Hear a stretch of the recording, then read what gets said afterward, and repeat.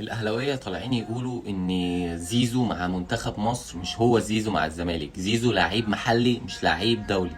وكل مره لما يجي يتغير او حسام حسن يطلعه يفضل يعمل لك التيشيرت كده ويفضل زهقان ومخنوق على اساس انه كان هو نجم الماتش.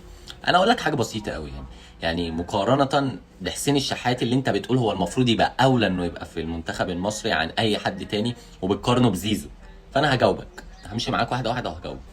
احمد سيد زيزو في ظل وجود محمد صلاح، تريزيجيه، مرموش، التلاتة اللي بيلعبوا على الاطراف، هو قادر يخلق لنفسه مكان وسطيهم. هل هو كده وحش؟ بالعكس، انا عقليتي جامده قوي ومخلي اي مدرب يجي يقتنع بيا في ان انا العب بوسط كل دول. اي مدرب جه مسك منتخب مصر فهو ما خلاش زيزو دكه، بل بالعكس كان بيلعبه وسط كل النجوم ديت. برضه زيزو اللي المفروض بيلعب اصلا في مركز صلاح، اللي هو ما حدش هيلعب على صلاح. يعني صلاح لو اساسي في المنتخب ما فيش حد هيلعب عليه، مش هنضحك على بعض.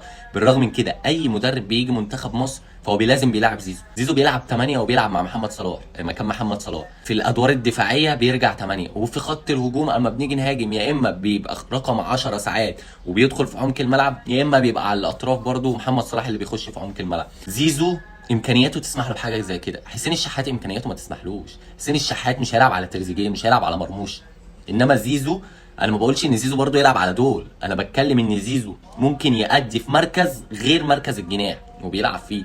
انما حسين الشحات هو مركز الجناح بس، ما يعرفش يلعب في دور تاني يا يمين يا شمال. هو حسين الشحات بيلعب يا مركز جناح شمال يا اما يمين، انما ما يعرفش يخش في دور في نص الملعب. لو انت شايف ان زيزو مع الزمالك احسن من مع المنتخب وان هو لاعب محلي، انا معاك في الحته دي.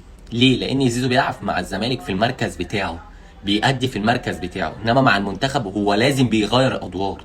فممكن ما تلاقيهوش متألق زي ما هو متألق مع الزمالك. انا معاك، وحقك كمان تعترض ان ليه حسين الشحات ما بيروح، بس امكانيات حسين الشحات ما تأهلوش ان هو يلعب على اللي انا قلت لك عليهم، ما تأهلوش انه يلعب على تريزيجيه ولا على مرموش، ما تأهلوش ان هو يلعب 10 حتى لانه ما بيعرفش يلعب 10، ما تأهلوش ان هو يلعب 8، مش حتته ولا حاجه. انما عقليه زيزو وامكانيات زيزو اللي هي اعلى من اعلى لاعب في الدوري المصري تسمح له انه يعمل حاجه زي كده.